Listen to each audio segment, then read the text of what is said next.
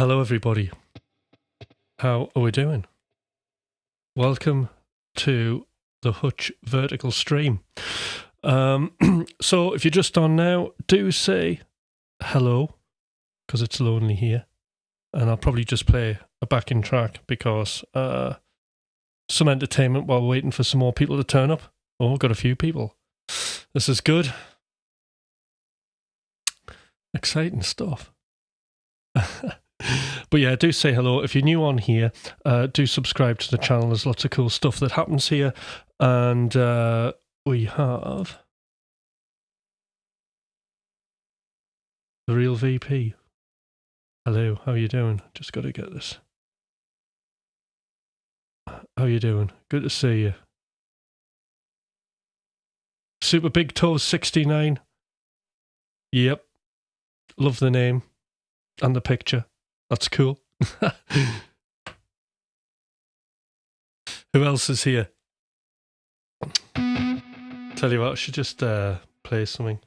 See what the sound levels are like. And is it working? Because I didn't actually do any particular sound check.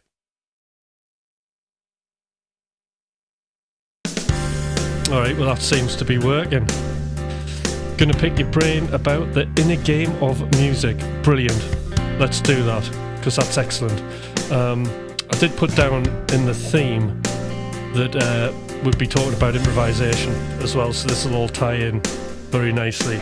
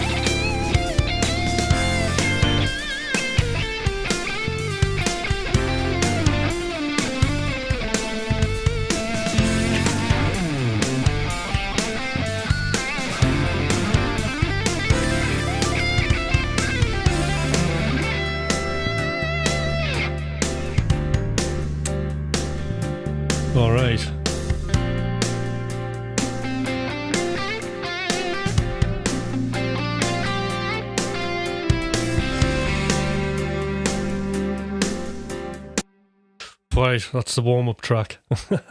Right, so let's talk about let's start with the inner game of music. What a great place to start.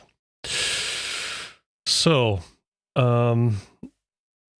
what would you like to talk about that's to do with the inner game of music?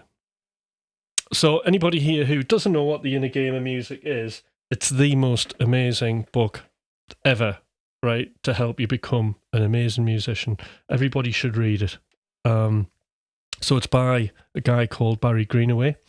And it was a book wrote in collaboration with another guy called Timothy Galloway, who wrote the very famous sports psychology book, The Inner Game of Tennis. Barry was a fan of tennis, and he's basically a double bass player, very well known, famous double bass player, orchestras, jazz, that kind of thing. So anyway, he's into tennis. He was reading that book, and he was using some of the principles that he was learning in sport, i.e. the game tennis, and he was applying it to his musical situations. And it got to the point where he got in contact with Timothy Galloway, the author of the Inner Game of Tennis, and they did a collaboration. And that book became The Inner Game of Music. There's even an inner game of skiing and stuff like that.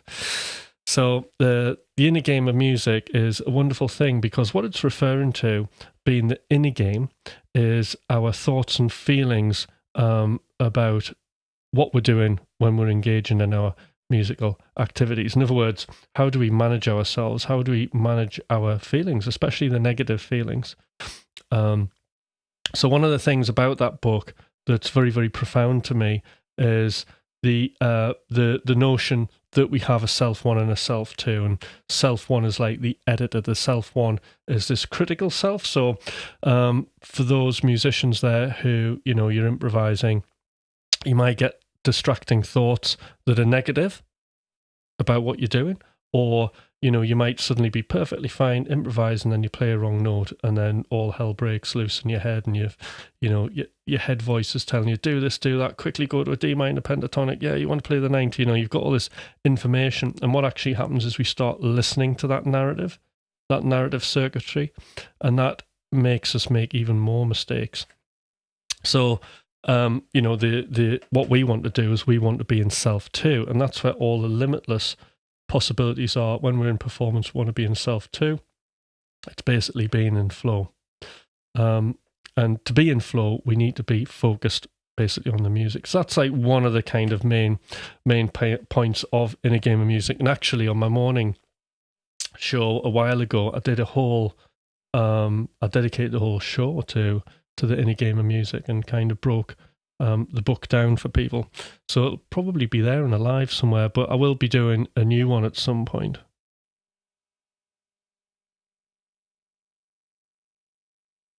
What are the negative feelings? So the negative feelings is, it's like, what tends to happen is when we're distracted, when we have distracting thoughts, when we're playing, when we're improvising, whenever we plan, one thing will be is like whenever you plan to play a big lick that you've been practicing, and you try and kind of just jam it in there, that would be like one of the thoughts telling you to do something, and then you do it and it doesn't work, because you're not actually listening to the music. What you're doing is you're listening to your thoughts to telling you to do something.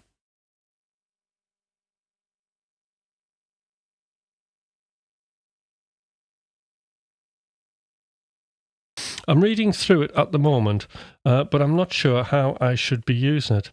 Having difficult turning off self one, especially, right? Yeah.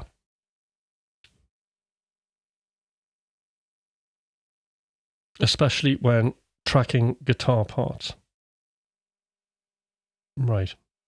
So what we need to do, preferably, is we need to be into self two. Now, one way we can get into self two is we can do various sensory exercises. All right. So, I'm just in self two all the time, to be fair. So what we need to do is we need to think about anchors. So one anchor for me is to kind of distract me away from those thoughts, is when I'm playing guitar, is just to notice, there's a few things. notice the vibrations of the string going into my left hand fingers, into the fingertips, and how far those vibrations go into my fingers.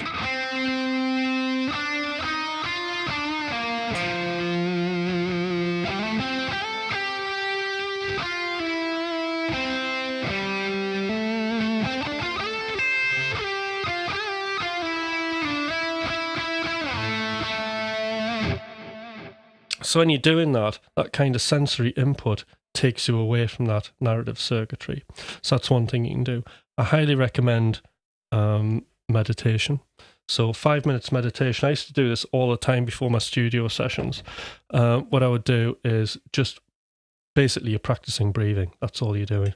So 5 minutes, no kind of guided meditation, no nothing like that. All you're doing is you're just focusing on the rise and fall of your chest while you're breathing for 5 minutes timed.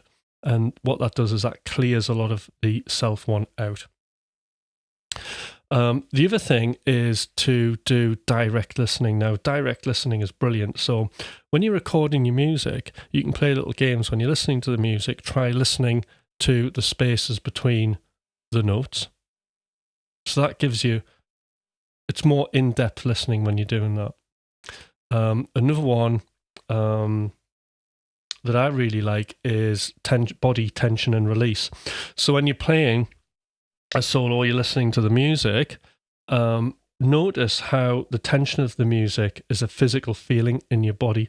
That's a really great one. I love doing that. So when I'm really in the moment and I'm playing, sometimes I'll play that game with myself where I'm kind of creating tension and release as I'm playing.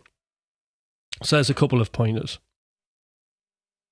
But fundamentally, that self one, that self talk, we do want to quieten that down because it's not going to do us any favors.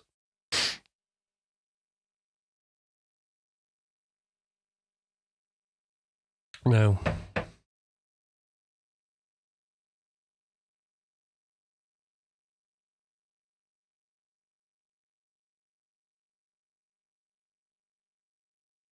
also, nowhere near an instrument when I get to the challenges, or my sight reading is lacking though.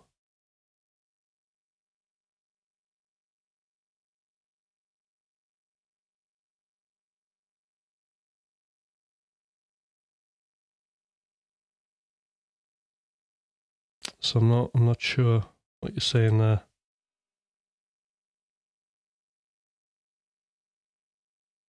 Oh, the sight reading in the book. I wouldn't worry too much about the exercises, but all I'd do is try and apply what it's telling you to your own situation. Hi, Perplexity, how you doing? There's Omar. Yo, Omar. How's it going?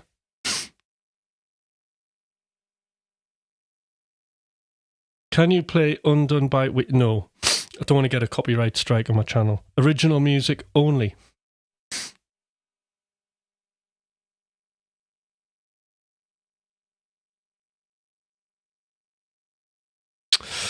Hi Sean, hi Tim, hi all. I have you on tab while working so I can read the chat, but I can't read the chat, but I can hear you. Brilliant, thanks then, Sean.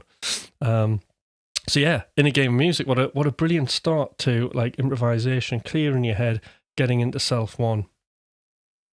What's my favourite band? I've been my favourite band. I've been listening to Old Alan Holdsworth actually. And a few fusion kind of things. So that's what I've been listening to in the car. I've been listening to Richie Kotzen live, a bit of Greg Howe live. I love listening to bands live, especially when they're improvising.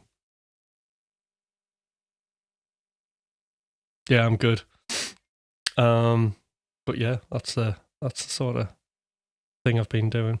So anybody on here who isn't subscribed to the channel, please do subscribe. Wednesday, this is just me sitting here playing a bit of guitar, trying to keep people entertained. Something to do, isn't it? Other times in the morning sessions, so we had a morning session last Monday, and it was all about creating positive habits for musicians. Okay. So we'll be doing some other stuff tomorrow, tomorrow's going to be a guitar, at least tomorrow or Friday, it'll be a guitar lesson. So I'll be doing a bit of guitar lesson stuff then. So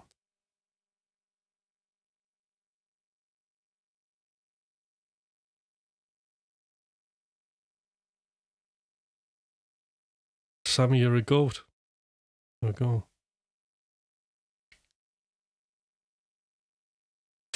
I have the feeling that I may need to read it a few times, yeah, to sink in.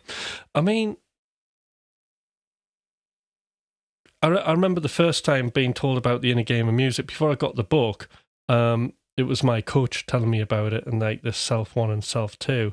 And then suddenly I realised, and when the penny dropped, it was just an amazing revelation.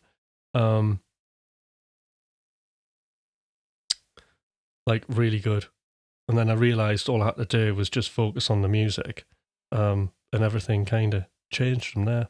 But getting there takes a bit of practice. So if you read up on flow, there's a great book, Rise of Superman by Stephen Kotler.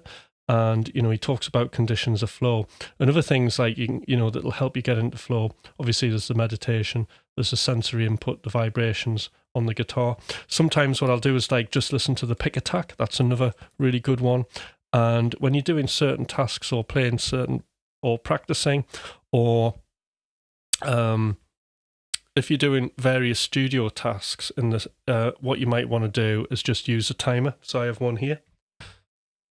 So timing yourself writing a song in 10 minutes is a really good one. That gets you like really into flow. So time's a really good one. Hi Paul, how you doing? Just been talking about the inner game of music.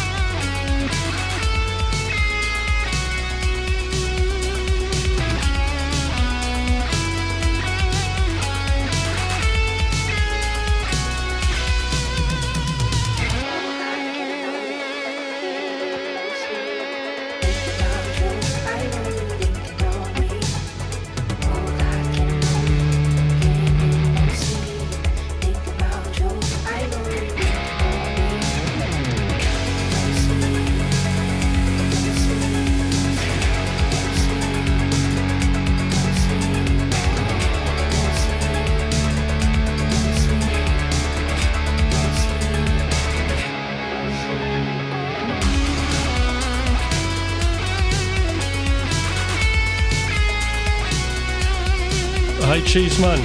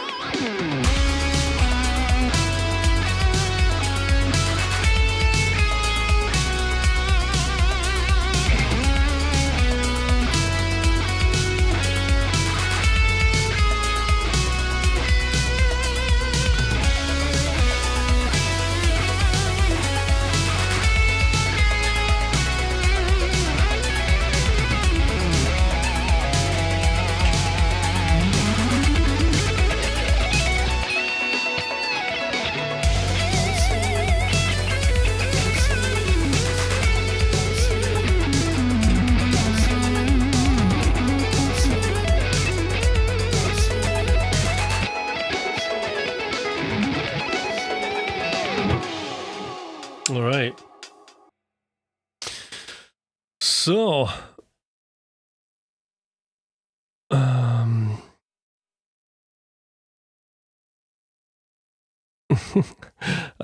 you taking song requests to play, or have you your own stuff already? So I am the other half of the band McLaughlin and Hutch, so I'm just playing my bit on guitar over our tracks. So I don't do requests. I don't play other people's music. Don't want the copyright strikes. So this channel's it's all about making music. It's all about playing music, shredding on guitar, all the good stuff. So today, I'm playing through some tracks. It's a bit of a chill out session, so we can chat, we can talk about whatever issues anybody wants to talk about, and in the gaps of silence, I'll play music. And anybody who's really interested in joining some of the lives, then do sub and hit the bell for notifications.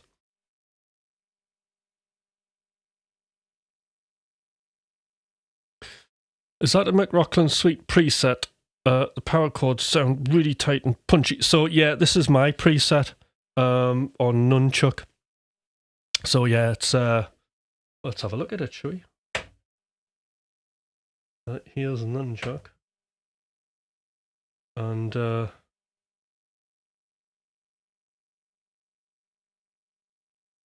have a look.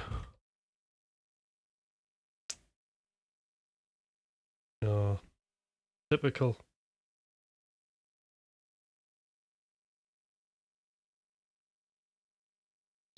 Interesting. It's not actually coming up. I'm sure it was working before. Me front, side.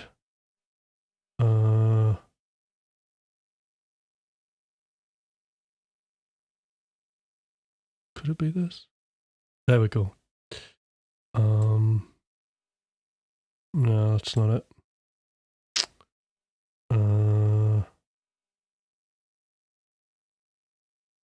Nope, that's not it. Drat. Back to me. Unfortunately, I can't actually get it up, even though it was working before. But wait a minute.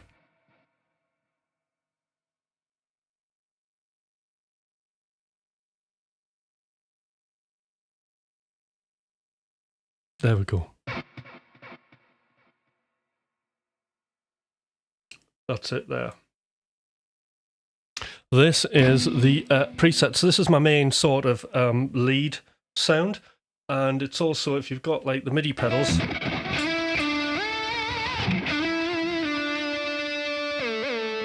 So it's got like a fourth down, fourth up.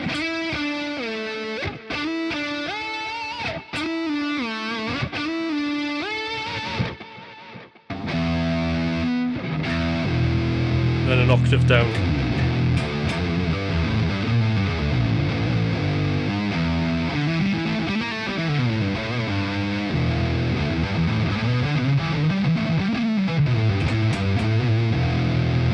That's a couple of special moves on it, which are mint. I have the wide on, but actually on my presets, if I remember rightly, should be able to switch it on and off.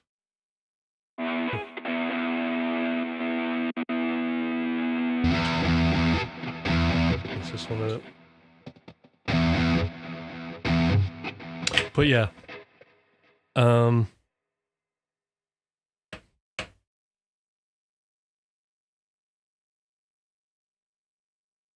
Pretty wicked sound.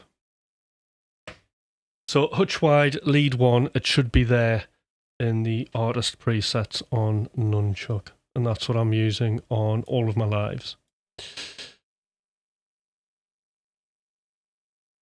I don't know if I've... Oh, you and me. Let's see if I've got it.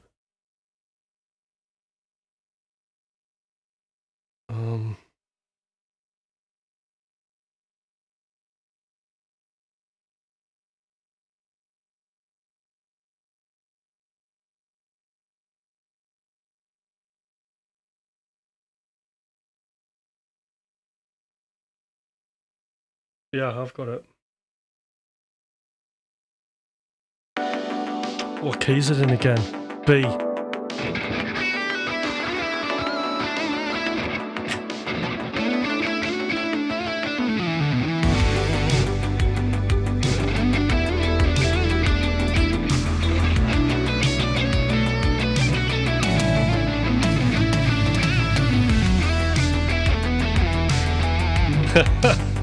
Why do people always do this? They have to say, like, somebody looks like somebody else.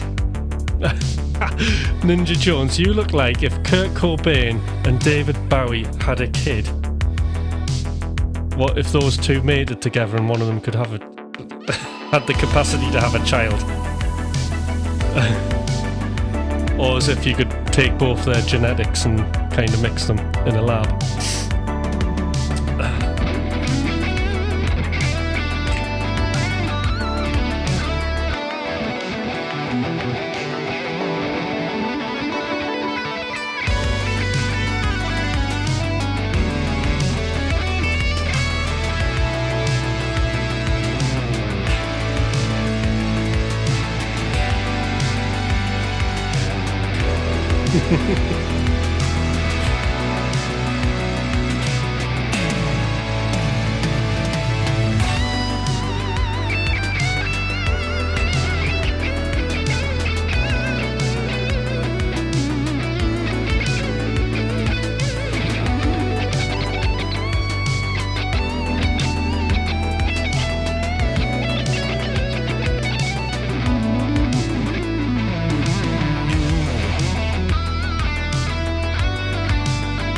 There you go, Sean.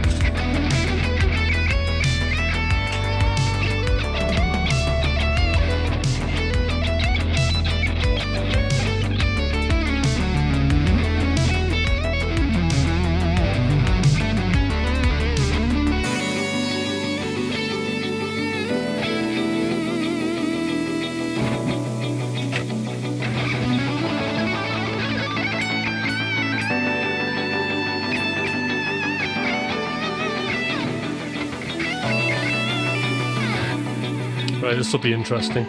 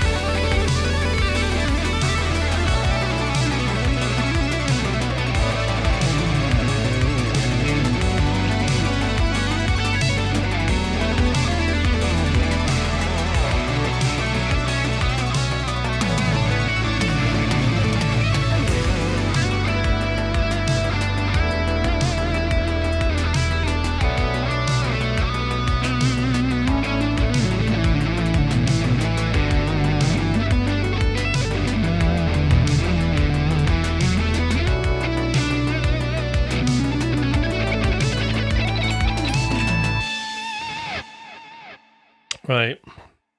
That was good. Good shout, that, Sean. Very good. Right, I've got some tea left.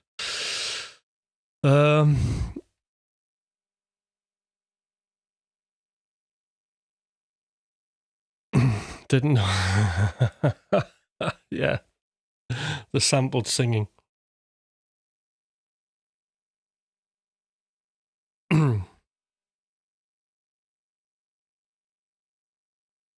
Yes, thank you.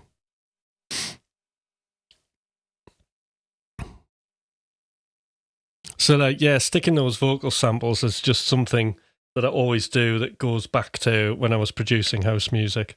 I used to just love dropping vocal samples on stuff. It really, really makes a track. Humanizes things, doesn't it? Right, what should we talk about?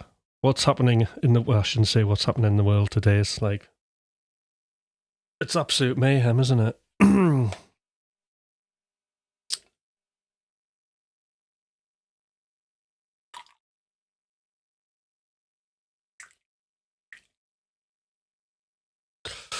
So what I was going to talk about was a little bit about improvisation. Understatement of the century, yeah.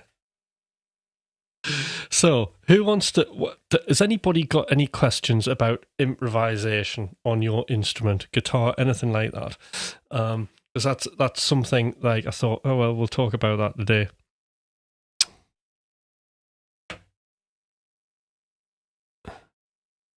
Oh, where's my mouse gone?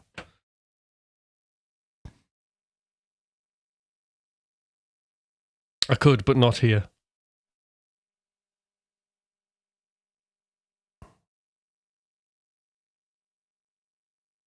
Yeah. Hey, sing a Nirvana song. Of course I'm not going to sing a Nirvana song. Just because people think I look like Kurt Cobain. It's like totally by accident. I never went, oh, I really want to copy Kurt Cobain. It just happens. I have a similar style. I was never inspired by it. But I've always had, I've pretty much, apart from I had a period where I had my hair kind of cut into a Mohican in the early 2000s. I've pretty much always had this hair. No, I don't need a hair. I don't need a haircut. You kind of look like Kurt Cobain. Right. I mean, it can't be a bad thing, can it? And I've had a haircut. To be fair. So again, if you're liking the jams, do subscribe to the channel. That's a cool thing. And I'm just gonna pick a track to play on. So I was having a jam on. I'll find something. And then I can let you know what my thinking is.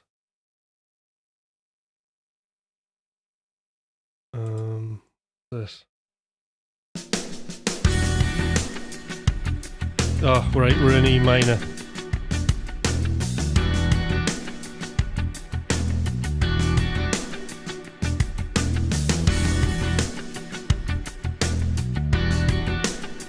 Right, before we get into that.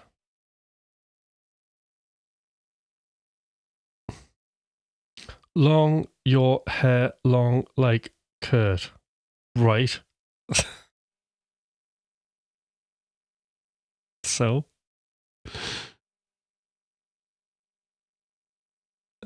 God, love, honestly. Any good practice tips for familiarizing oneself with the fretboard? Every time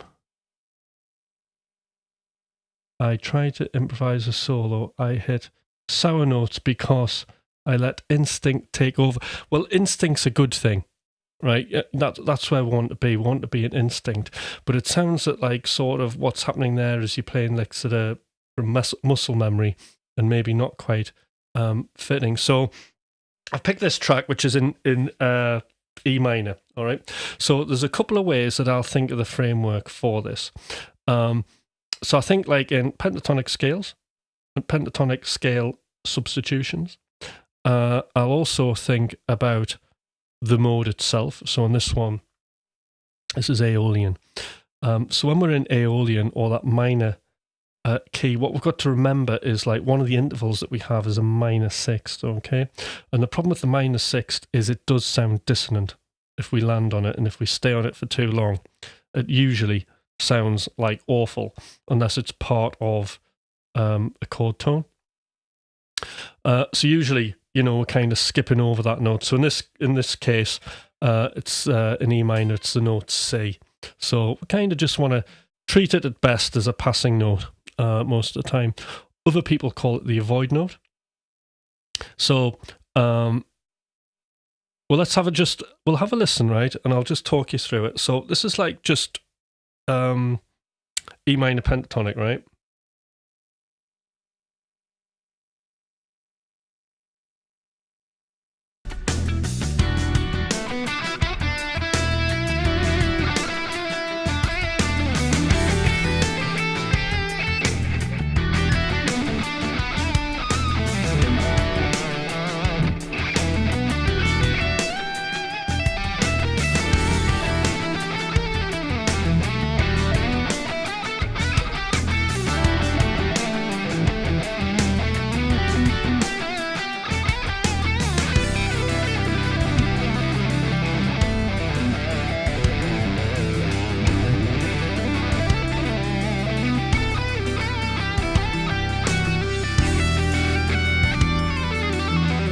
So apart from that end bit, it's really hard, like playing just the minor pentatonic for me, because I've got like all these other notes that I can hear in my head and I have to not play them.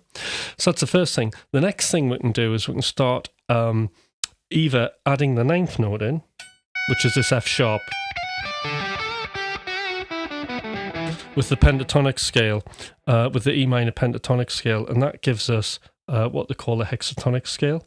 The other way you can think about it is just play, instead of E minor pentatonic, you can play B minor, and B minor gives us that 9th extension, so we get this.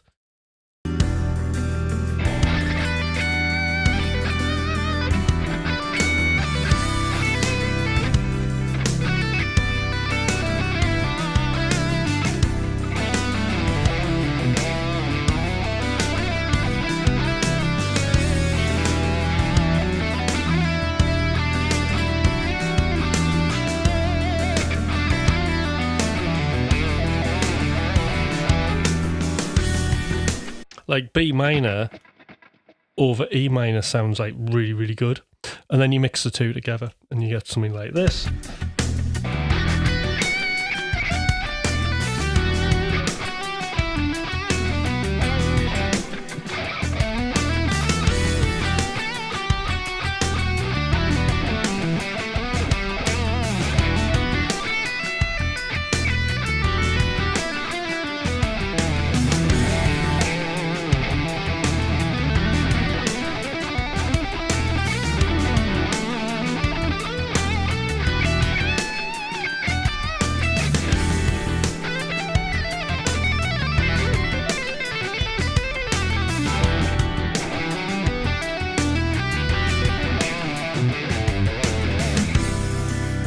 Okay.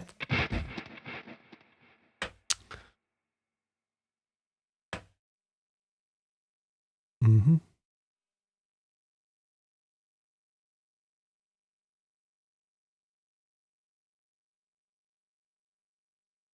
All true, of course.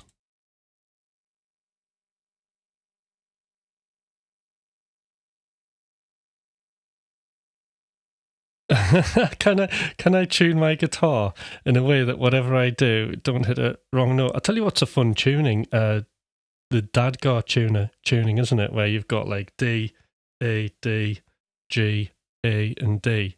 Sounds really good. Quite often, I don't know what I'm doing, but I quite enjoy playing in that tuning. Oh, there's royalty. There's Thomas. Hi, Thomas. How you doing?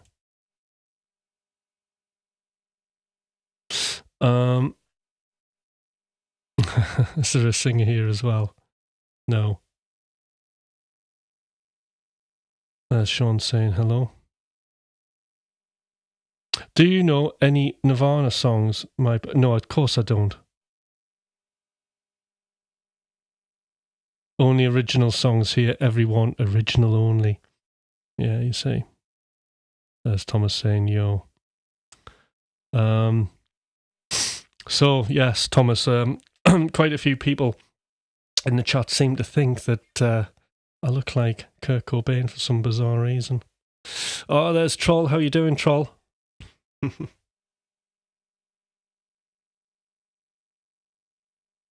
All right, we'll come back to the fusion. The pentatonic, the improvisation. Let's play something. I don't want to do it no more. I don't want to do it no more.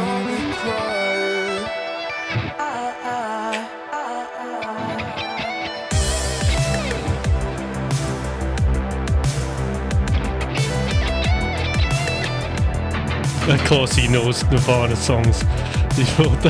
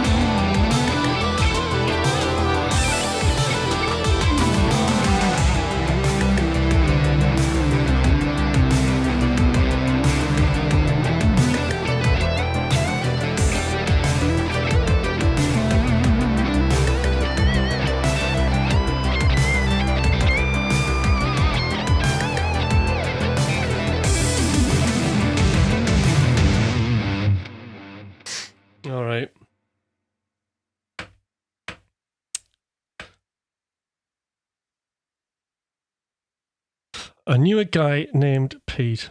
He named his son Repeat. Very good.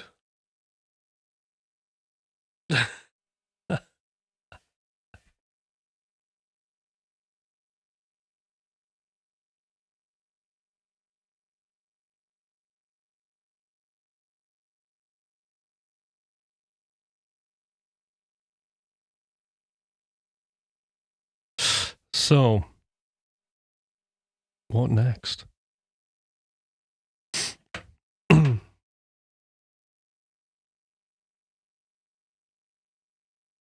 Gone quiet, hasn't it?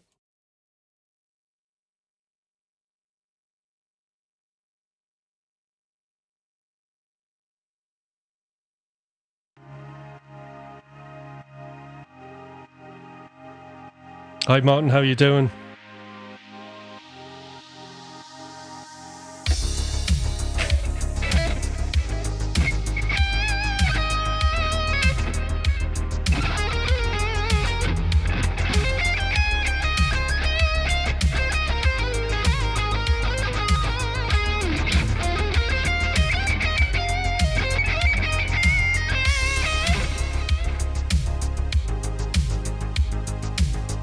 Is standing and playing a little...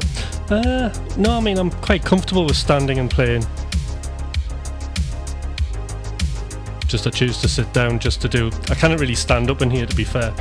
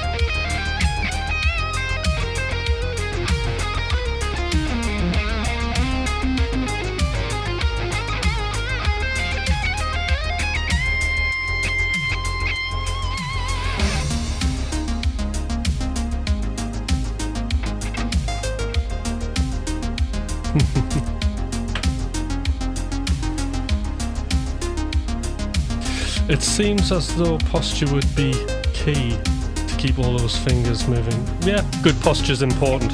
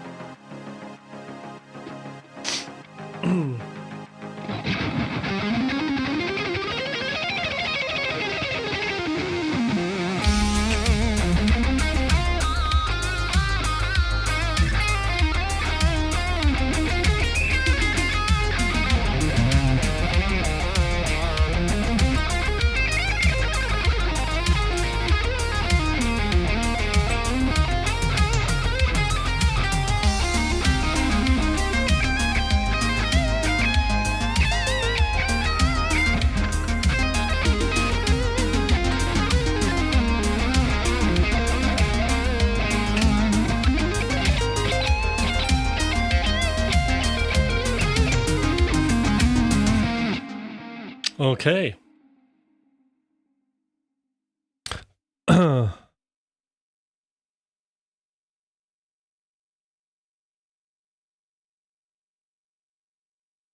So, are you still doing track reviews? Is that something one would need to be on? the Discord server for. Yeah, so feel free to post a track up. That would be great. But preferably, if I'm doing a review, it has to be music that hasn't been released yet. So something that you think you've probably finished. It might have something missing. You're not sure whether you want to release it or not. Then that's the track to put in Discord for review. What I don't want to do is review music there's a couple of things here, actually. I don't want to be doing a review on music that's already been released. Okay, the whole review thing is about helping people give themselves their own feedback so they can move forward with the music and then make the decision whether they want to release it or not. So you've probably seen the track feedback sessions before. So it's very much a kind of coaching session, really. So yeah, if it's a track that you're just not sure about whether it's good or not, then definitely we can do that. So post it up in Discord. What I don't want to do, right, and this is very important, is I don't want to be reviewing something that somebody's made using AI. Even if it's something where you've made an 8-bar loop and you've shoved it into UDO or something like that, and then basically it's finished the track. That's not like what this is about. This is about music that you've made, every instrument, or with your band, with your own hands, all right? Not using AI. Even if it's like you played the riff at the beginning and then you just told AI to finish it off, all right? That's not what we're doing.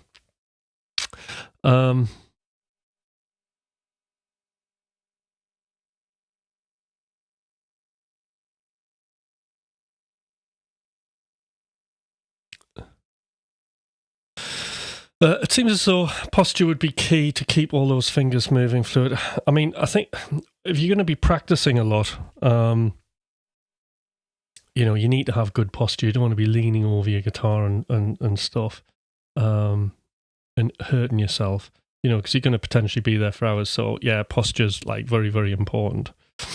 Do you regret learning or not learning anything in a particular order?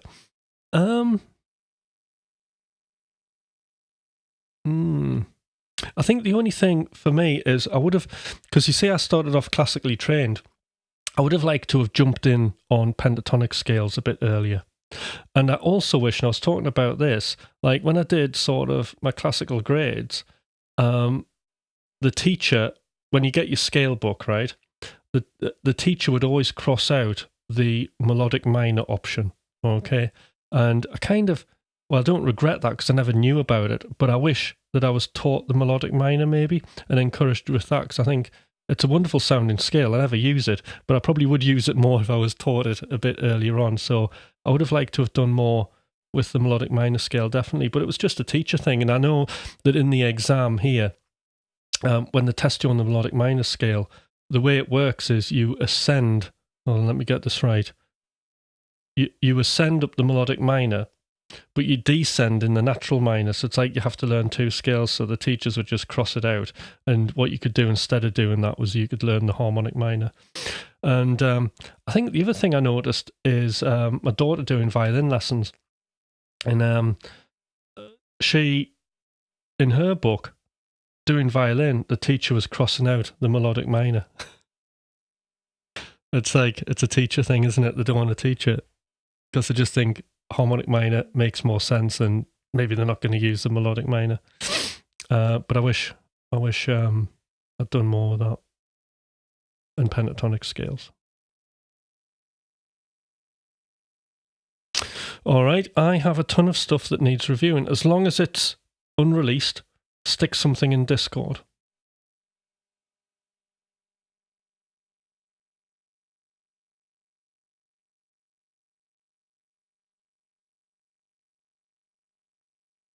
Glad to hear it. AI sucks. Yeah. I'm not into it. I'm not into, like, I'm not into sticking a song idea into AI and then releasing it. It's not what being an artist is about, and it's certainly not something I want to coach people on how to do better. I mean, I haven't really experimented with this, but I think one thing that I know, so the guy who coached me, Mike, what he was doing, he was using AI in an interesting way. He was like putting his lyrics into it and then getting AI to make a track and seeing what it interpreted. And then he was also, I think, prompting it with his music as well, and then seeing how AI interpreted his music. And then that would give him ideas to then go back and do things if he liked it. But I don't think there's, at the end of the day, it's a bit, I don't know, I'm not keen at all.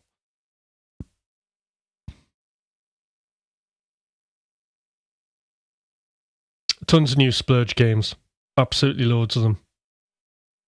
So, Chorzilla, if you would like to come back to a group, there are plenty of games there for you to play. That's for sure. I've got plenty. Discord boggles me. Right, you don't have to put it in Discord. Just right. So there's my email in the description. Some guy, why don't you just send me an email with your track? Because I'd love to hear it, and I'd certainly be happy to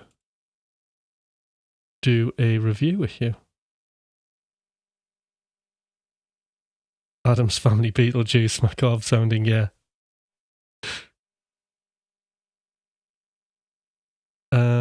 Just the email is yeah, you got it right. Okay. Do you see the latest Rick Beato video with Jordan Rudess playing with AI? Very cool, in my opinion. Yeah, I mean, I haven't seen it, but I'd be interested in seeing it. But what was Jordan doing? Was he completely prompting it and let it make songs for him, or I'd have to see it.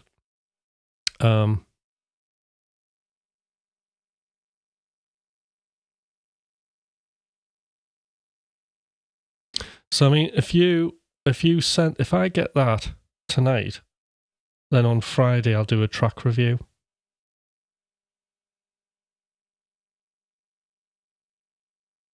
Which would be cool.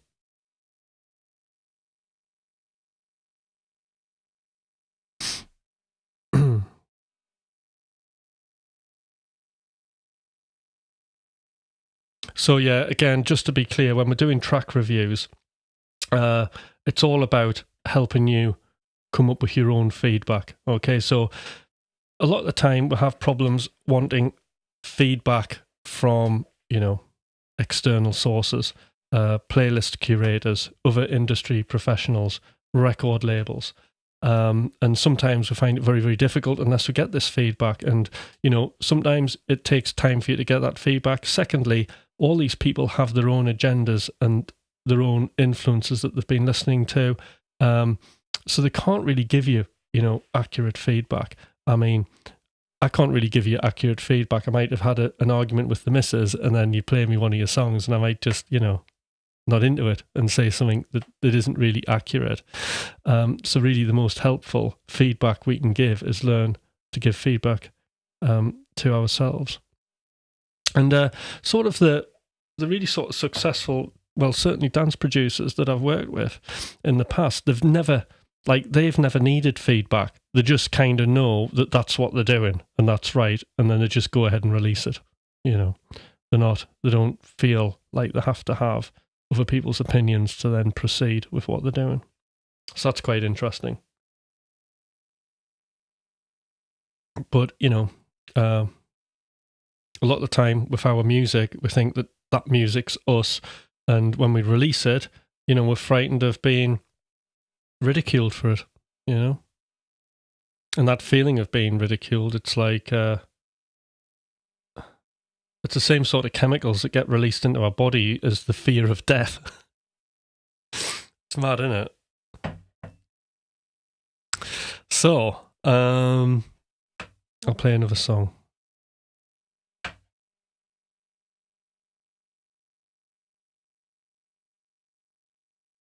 This looks interesting. I haven't played this for a while. Unreleased McLaughlin and Hutch stuff, this.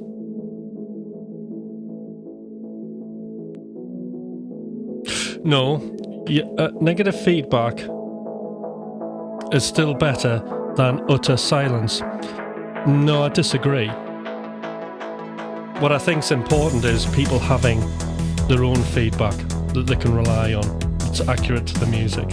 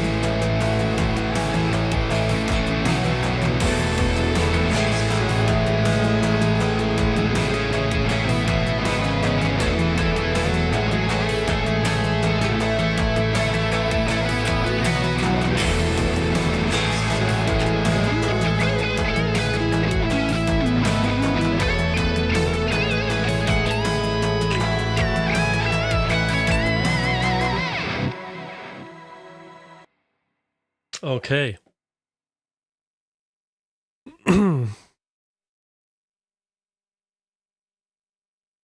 Let's catch up. This sounds interesting. Right.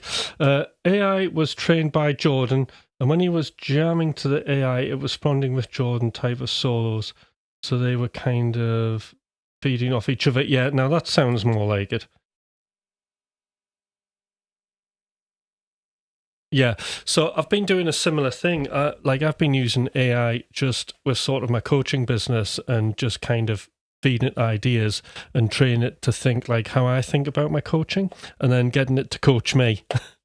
So it's a similar thing to that. So that's a different thing. Like I like that idea of having a musical partner. But I think I know exactly what you mean, Troll. And that sounds great. So that's a great way of using AI. It's just when you bung a title of a song into it and then hit go and then it writes you a song and then you're like, kind of, yeah, I'm amazing. I don't agree with that. Okay, you're going to be selective. Well, that's good.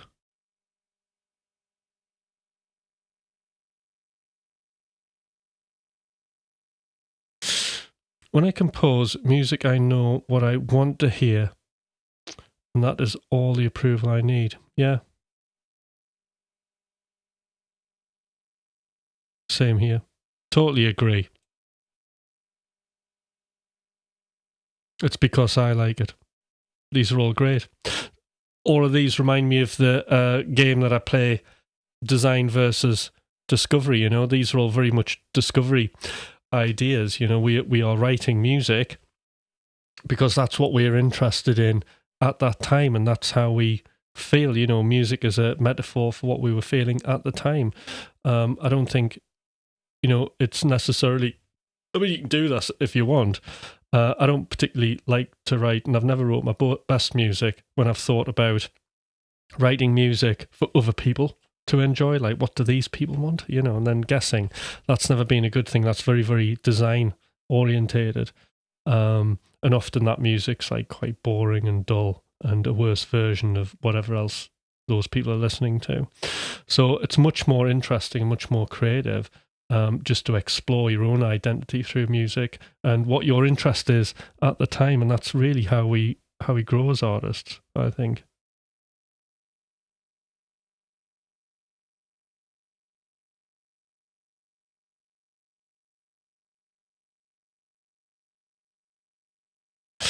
This is because I'm not a newbie to music or playing multiple yeah.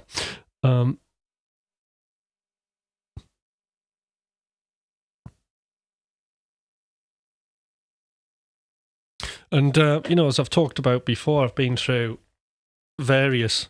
I suppose like when I first started writing songs, my first serious band, I was wanting to just write about the things that I was interested in, and then I kind of drifted off into like the world of pop music, and then writing for like other artists and things, and then I started doing dance music, label whoring. So I was like then writing to what I thought labels wanted and what that crowd wanted, and writing to that label manifesto, and then putting a little bit of my own identity in. That was frustrating, and then the latter part of that, I was just writing what I wanted, and the music was starting to become quite interesting. Having said that, I mean, I had plenty of tracks like Chart that I just wrote, like they were almost like design projects, to be fair. And then I sort of just grew out of that and started trusting myself. I don't disagree. Ultimately, you have to write for yourself first. But when you put something out and the world, then rather than or feedback you get nothing, it can be discouraging. Mm-hmm.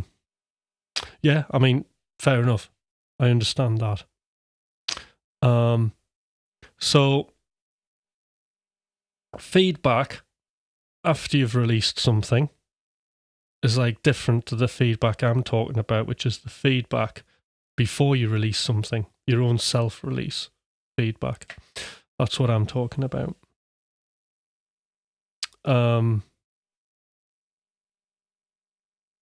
So feedback you get once something's released, once your track's out there and there's no kind of going back, then that can be interesting. You might get some people saying things that are, may help. But even then, I just think self-feedback is always a way forward because it makes you self-sufficient.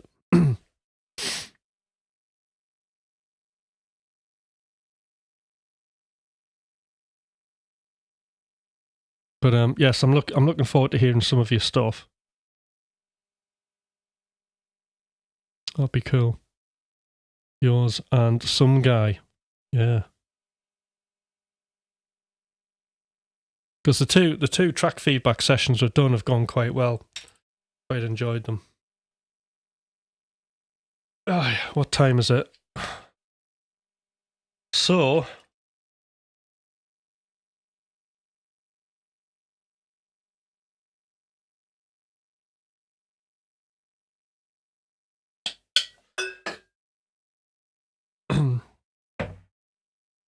so anybody want to talk about anything in particular while I'm still here?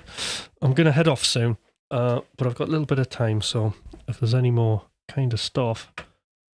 But it's been interesting. So I'm definitely going to watch the video with Jordan and his AI. That sounds great with Rick.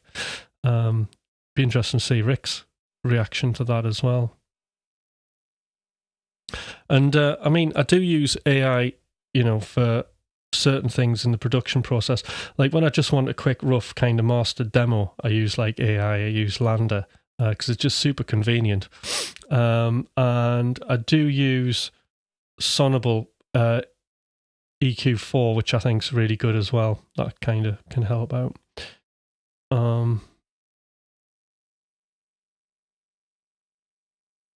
Thank you for another great stream, and be well, everybody. Do you ever finger pick? I don't use a pick. Yeah, I use a hybrid pick. So you've probably seen the sneaky finger coming out. So I tend to use that.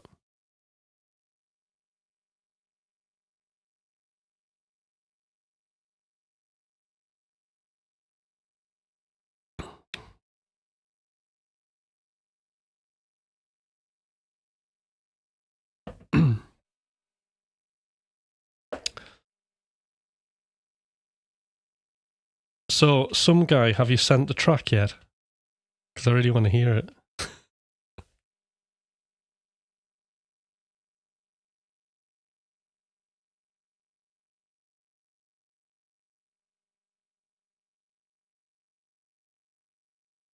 Very enjoyable stream this afternoon. Thank you, Tim. No, it's been great. I'm going to play one more track.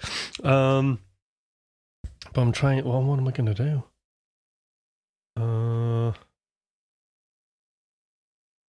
Locked In, maybe?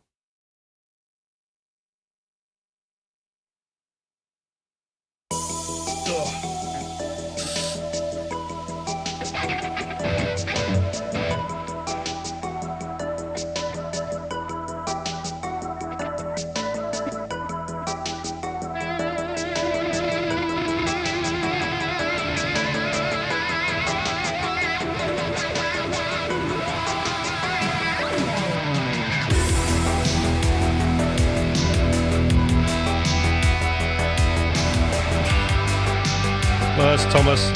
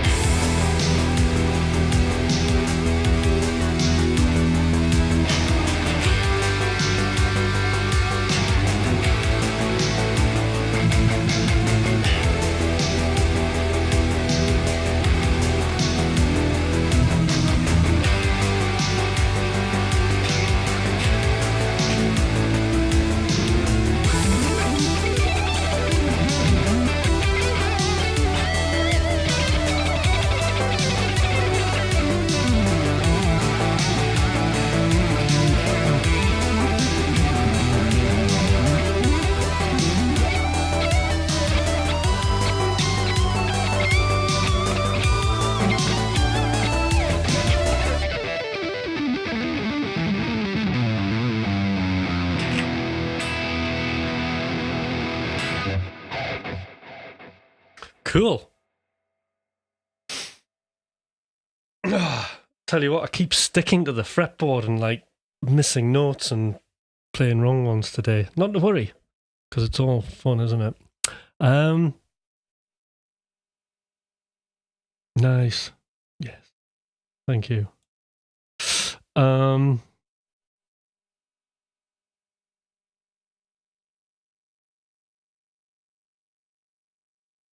Yeah, I'm just about I'm just about to sign off now. Yes, thank you.